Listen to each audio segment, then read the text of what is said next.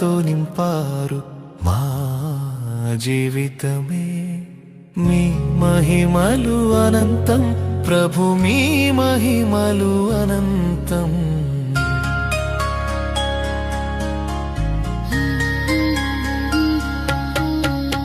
ఆనందాలతో నింపారు మా జీవితమే.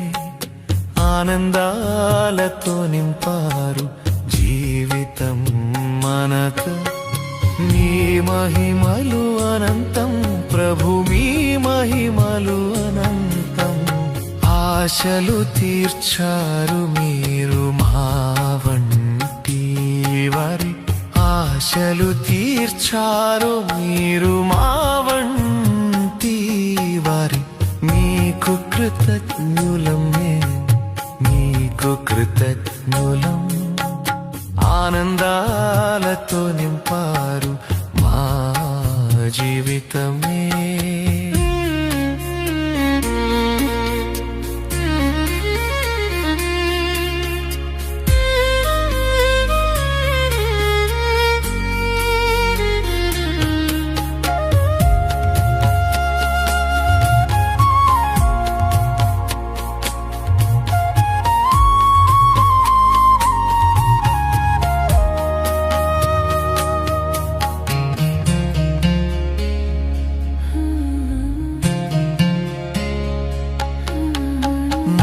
గుర్తింపు దొరికింది, ఆత్మజ్ఞానం లభించింది. మా గుర్తింపు దొరికింది, ఆత్మజ్ఞానం లభించింది. పంజరంలోని పక్షికి విశాల ఆకాశం దొరికింది. పంజరంలోని పక్షికి విశాల ఆకాశం దొరికింది. విశాల ఆకాశం దొరికింది. అపార గగనంలో మా చూపు ఇప్పుడు. అపార గగనంలో మా చూపు ఇప్పుడు. మీకు కృతజ్ఞులమే, మీకు కృతజ్ఞులం. ఆనందాలతో నింపారు మా జీవితమే.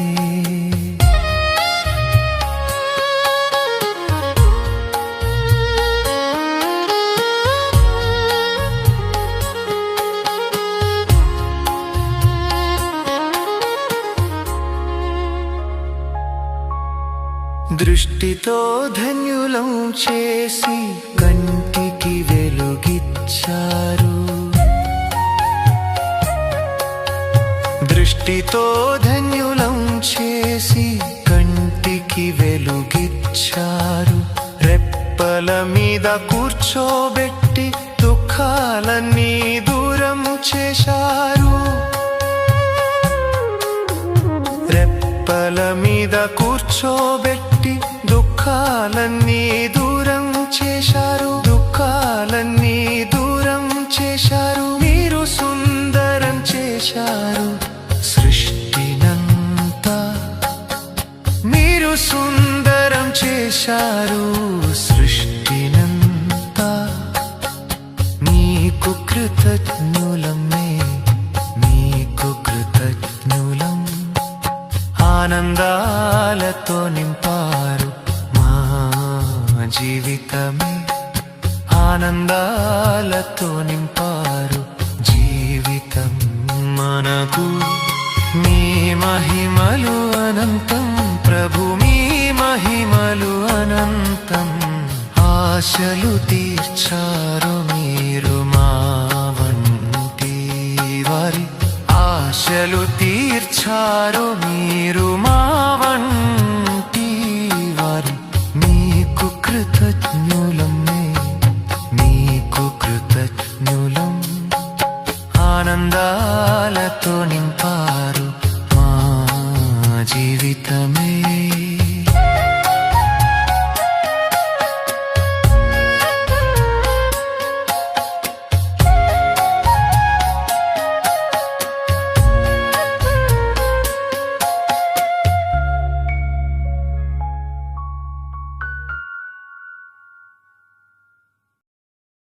ఓం శాంతి. మురళీ డేట్ 7/2/2026. మధురమైన పిల్లలారా, బుద్ధిలో ఒక్క తండ్రి స్మృతి మాత్రమే స్థిరంగా ఉండడం అత్యంత సౌభాగ్యము. ప్రశ్న: సేవపై ఆసక్తి గల పిల్లల గుర్తులేమిటి? జవాబు: తమ నోటి ద్వారా జ్ఞానం చెప్పకుండా ఉండలేరు. వారు ఆత్మీక సేవలో తమ ఎముక స్వాహా చేస్తారు. వారికి ఆత్మీక జ్ఞానం వినిపించడంలో చాలా సంతోషం కలుగుతుంది. సంతోషంగానే నాట్యం చేస్తూ ఉంటారు. వారికంటే పెద్దవారికి గౌరవం ఇచ్చి వారి నుండి నేర్చుకుంటూ ఉంటారు. పాట: ఈ ప్రపంచం మారినా.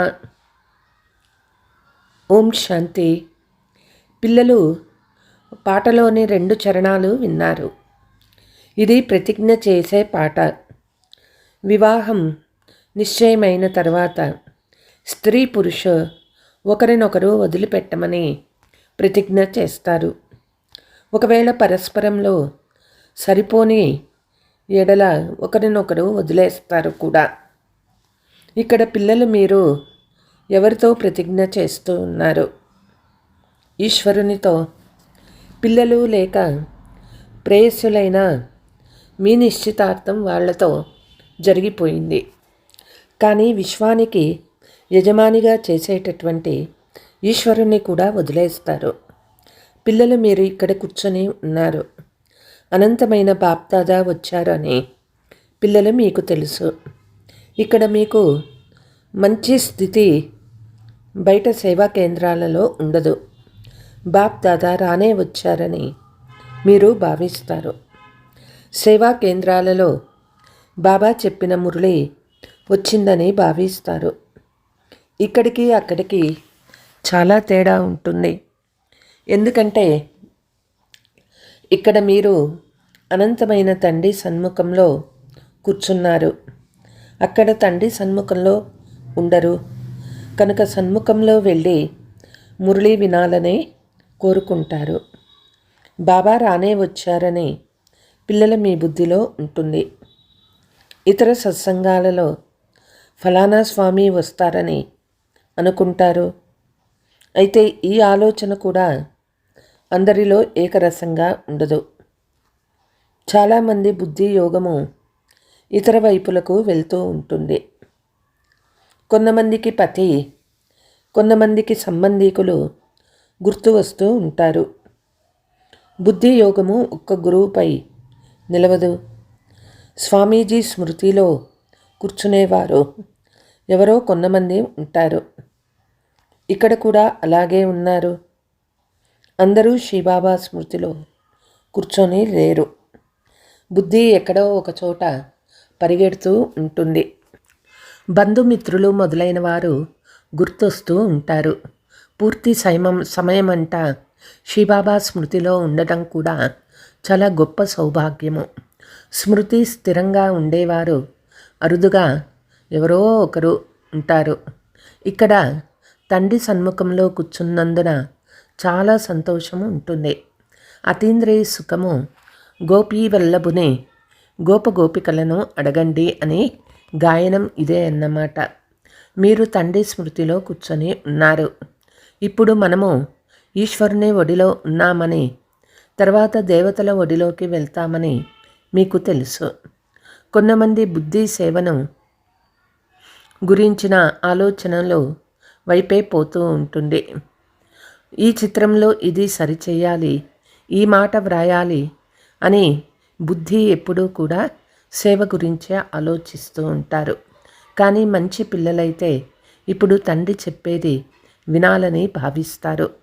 ఇతర సంకల్పాలు రానివ్వరు. జ్ఞానరత్నాలతో జోలని నింపేందుకే తండ్రి వచ్చారు. కాబట్టి తండ్రితోనే బుద్ధి యోగము జోడించాలి. చేయువారు నెంబర్ వారుగా ఉండనే ఉన్నారు. కొంతమంది మంచి రీతిగా ధారణ చేస్తారు, కొంతమంది తక్కువగా ధారణ చేస్తారు. బుద్ధి యోగము మరోవైపు పరిగెత్తుతూ ఉంటే ధారణ జరగదు. కచ్చాగానే ఉంటారు. 1-2 సార్లు మురళి విని ధారణ అవ్వకుంటే అదే అలవాటు పక్కా అవుతుంది. ఆ తర్వాత ఎంతగా వింటూ ఉన్నా ధారణ అవ్వదు. ఎవరికి వినిపించలేరు. ఎవరికి ధారణ అవుతుందో వారికి సేవ చేయాలనే ఆసక్తి ఉంటుంది. ఉత్సాహంతో పొంగిపోతూ ఉంటారు. ఎక్కడికైనా వెళ్ళి ధనము దానం చేయాలని ఆలోచిస్తారు. ఎందుకంటే ఈ ధనము తండ్రి వద్ద తప్ప ఇతరులెవ్వరి వద్ద లేదు. అందరికీ ధారణ జరగాలనేది కూడా తండ్రికి తెలుసు.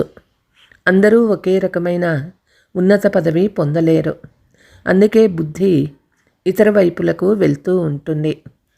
కొంతమంది స్థూల సేవలో ఎముక అరగదీస్తారు. అందరినీ తృప్తిపరుస్తారు. ఉదాహరణకి భోజనం చేసేవాళ్ళు తినిపించేవారు తృప్తిపరుస్తారు కదా. ఇది కూడా ఒక సబ్జెక్టే కదా. ఎవరికి సేవ పైన ఆసక్తి ఉంటుందో వారు నోటితో చెప్పకుండా ఉండలేరు. అయినా వీరికి దేహాభిమానం లేదు కదా. పెద్దవాళ్ళని గౌరవిస్తున్నారా లేదా బాబా గమనిస్తూ ఉంటారు. గొప్ప మహారథులకు గౌరవం ఇవ్వాల్సి వస్తుంది. అక్కడక్కడ చిన్నవాళ్ళు కూడా చాలా వివేకవంతులుగా ఉంటారు. అప్పుడు పెద్దవారు కూడా వారికి గౌరవం ఇవ్వవలసి వస్తుంది.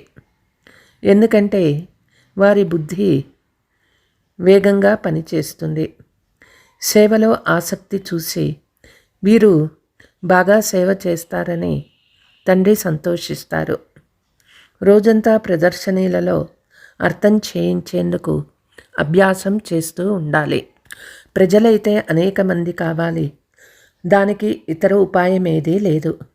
సూర్యవంశము రాజారాణి ప్రజలు అందరూ ఇక్కడే తయారవుతారు. ఎంత సేవ చేయాలి? ఇప్పుడు మనము బ్రాహ్మణులుగా అయ్యామని పిల్లల బుద్ధిలో ఉంది. ఇంట్లో గృహస్థంలో ఉన్నందున ఒక్కొక్కరి స్థితి ఒక్కొక్క విధంగా ఉంటుంది.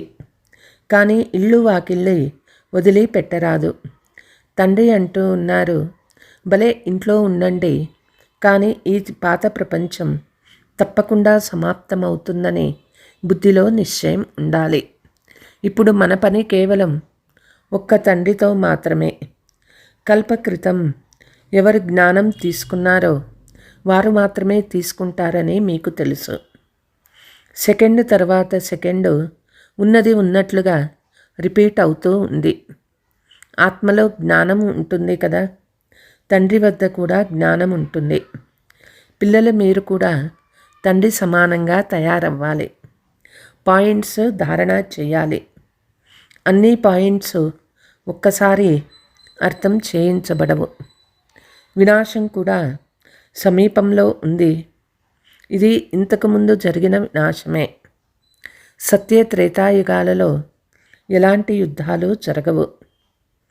చాలా ధర్మాలైన పిదప సైన్యము మొదలైనవి ఏర్పడిన తర్వాత యుద్ధాలు జరుగుతాయి. మొట్టమొదట ఆత్మలు సతో ప్రధానంగా కిందకు దిగుతాయి. తరువాత సతో రజో తమో స్థితిలోకి వస్తాయి. ఇది కూడా బుద్ధిలో ఉంచుకోవాలి.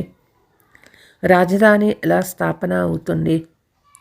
ఇక్కడ కూర్చొని ఉన్నప్పుడు శివబాబా వచ్చి మనకు ఖజానా ఎలా ఇస్తున్నారో బుద్ధిలో రావాలి.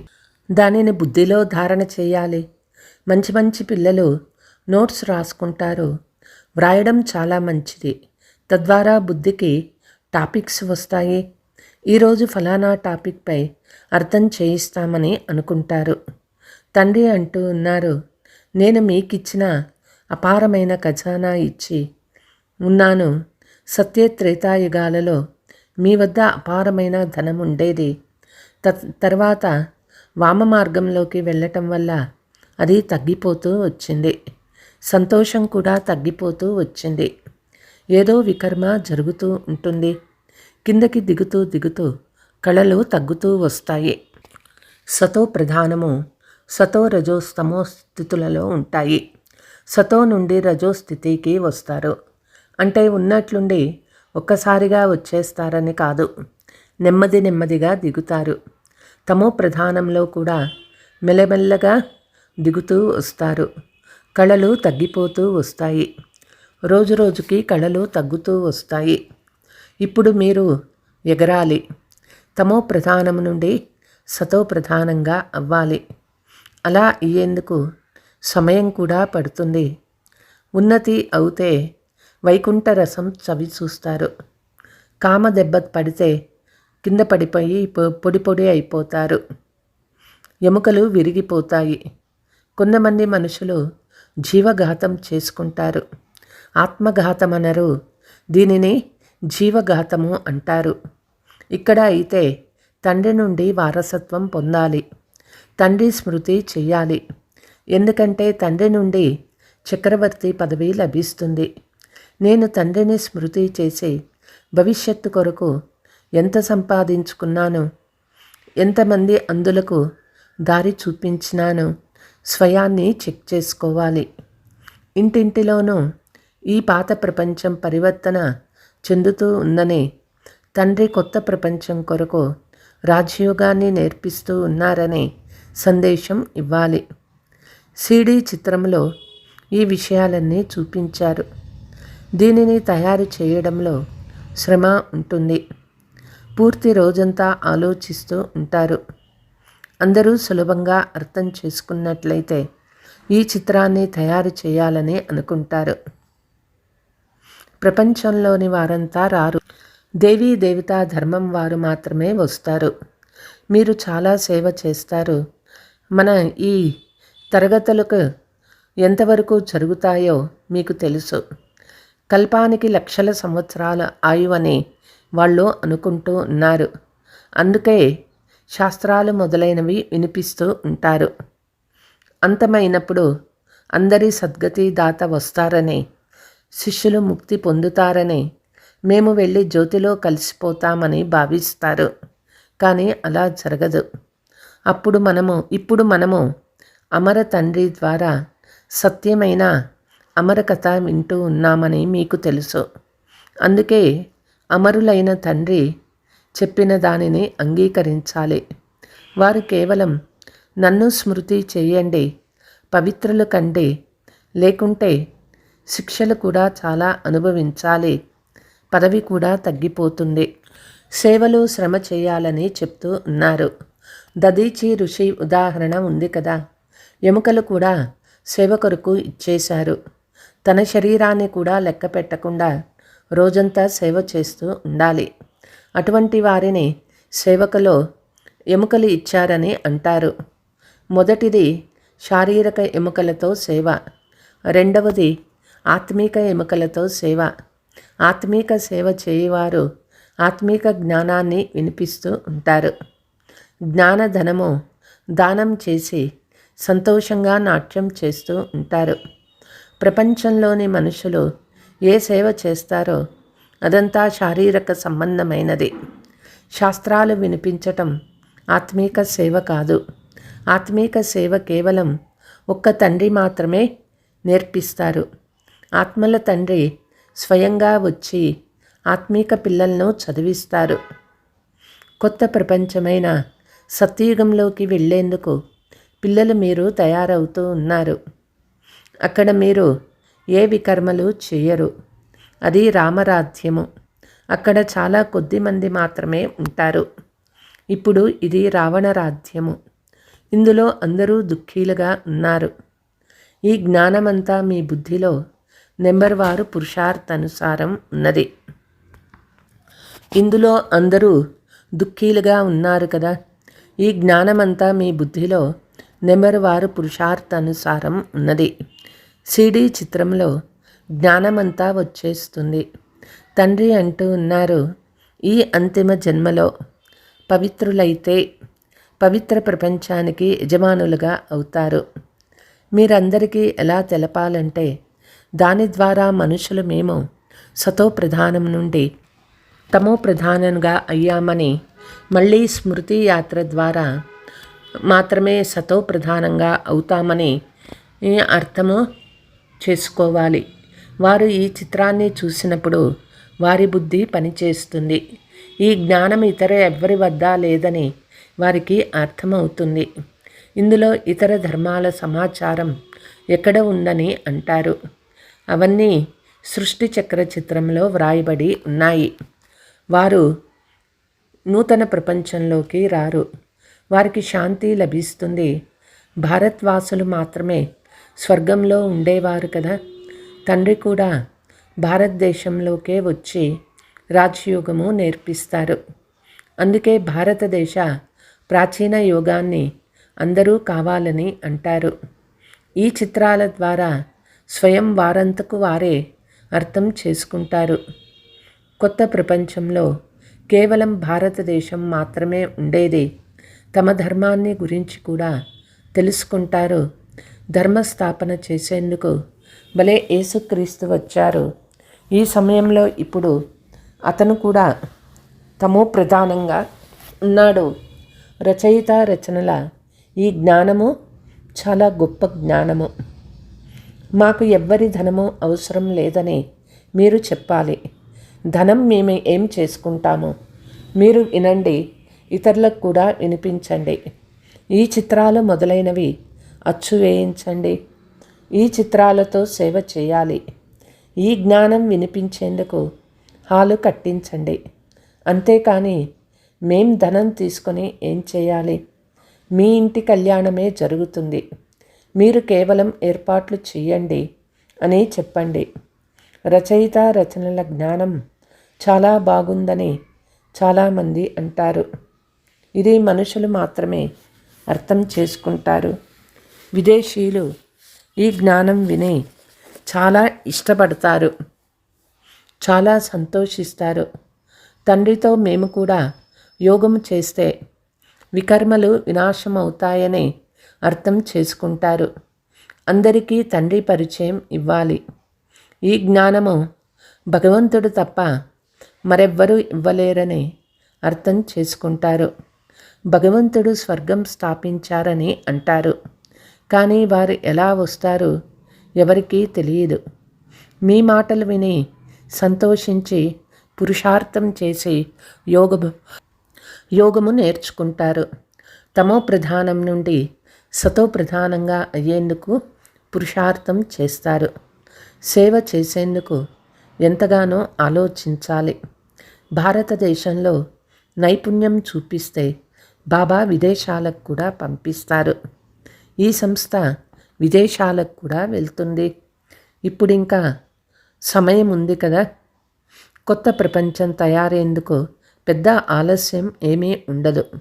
భూకంపాలు మొదలైనవి ఎక్కడైనా జరిగితే మళ్ళీ 2-3 సంవత్సరాలలో కొత్త ఇల్లు మొదలైనవి మళ్ళీ నిర్మిస్తారు కదా. अच्छा, मीठे मीठे सिकीलते बच्चों प्रति मात पिता बाप दादा का याद प्यार और गुड मॉर्निंग. रूहानी बाप की रूहानी बच्चों को नमस्ते. हम रूहानी बच्चों की रूहानी मात पिता बाप दादा को याद प्यार गुड मॉर्निंग, नमस्ते नमस्ते. ధారణ: సదా ఆత్మీక సేవలో తత్పరులై ఉండాలి. జ్ఞానధనము దానం చేసి సంతోషంగా నాట్యం చేయాలి. స్వయం ధారణ చేసి ఇతరులతో ధారణ చేయించాలి. తండ్రి ఇచ్చే జ్ఞాన ఖజానాతో మీ జోలను నింపుకోవాలి. నోట్స్ రాసుకోవాలి. టాపిక్పై అందరికీ అర్థం చేయించాలి. జ్ఞానధనాన్ని దానం చేసేందుకు ఉత్సాహంతో పొంగిపోతూ ఉండాలి. వరదానము: సత్యత యొక్క మహానత ద్వారా సదా ఖుషి యొక్క ఉయ్యాలలో ఊగే అథారిటీ స్వరూప్ భవ. సత్యత యొక్క అథారిటీ స్వరూపం పిల్లల మహిమ. సచ్చితో బిటో నచ్చి అంటే సత్యమైన వారి మనస్సు నాట్యం చేస్తూ ఉంటుంది. సత్యమైన నావ కదులుతుంది, ఊగుతుంది, కానీ మునిగిపోదు. మిమ్మల్ని కూడా ఎవరెంతగా కదిలించేందుకు ప్రయత్నించినా మీరు సత్యత యొక్క మహానత ద్వారా ఇంకా ఖుషి యొక్క ఉయ్యాలలో ఊగుతూ ఉంటారు. వారు మిమ్మల్ని కదిలించలేరు, కానీ ఉయ్యాలను కదిలిస్తారు. అది కదిలించడం కాదు, కానీ ఉయ్యాలను ఊపడం. అందుకే మీరు వారికి, మీరు ఊపండి, మేము బాబా జతలో ఊగుతూ ఉంటాము అని ధన్యవాదాలు చెప్పండి. స్లోగన్: సర్వశక్తుల లైట్ సదా తోడుగా ఉంటే మాయా సమీపానికి రాదు. అవ్యక్త సూచన: ఏకత, స్వచ్ఛత, సూక్ష్మత, మధురత మరియు మనసా వాచా కర్మలలో మహానత. ఈ 5 మాటలు ప్రతి ఒక్కరి అడుగులో కనిపిస్తే తండ్రి యొక్క ప్రత్యక్షత సులభంగా జరుగుతుంది. ఇంతవరకు సంస్కారాలలో ఏ భిన్నత కనిపిస్తూ ఉందో దానిని ఏకతాలోకి తీసుకురావాలి. ఏకతా కొరకు ఒకరి సలహాను మరొకరు గౌరవించండి. అలాగే అలాగే అని అంటూ మీ విచారాలను తప్పకుండా ఇవ్వండి. ఏకత యొక్క బంధనంలో బంధించుకోండి. ఏకతాయే సఫలతకు సాధనం. అచ్చా, ఓం శాంతి.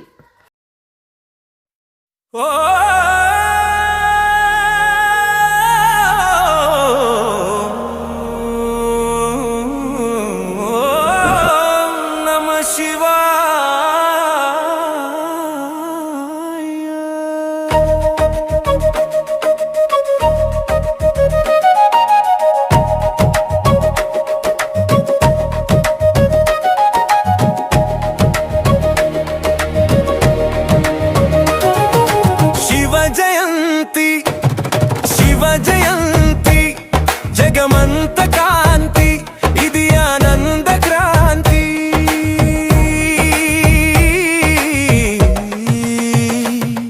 అజ్ఞాన తిమిరాలను తరిమేసే రోజు ఈ రోజు. జ్ఞాన సూర్యుడై శివుడు వచ్చెను.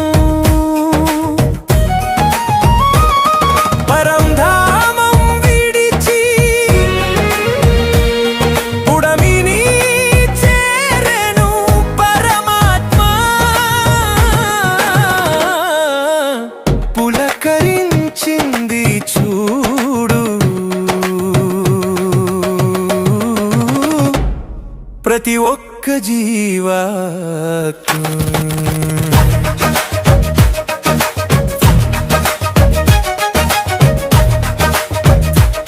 శివ శివ జయంతి, శివ జయంతి. జగమంత కాంతి, ఇది ఆనంద క్రాంతి. ఓం నమః శివాయ, ఓం నమః శివాయ. కామ క్రోధాలనే విడిచిపెడదాం, పవిత్రతనే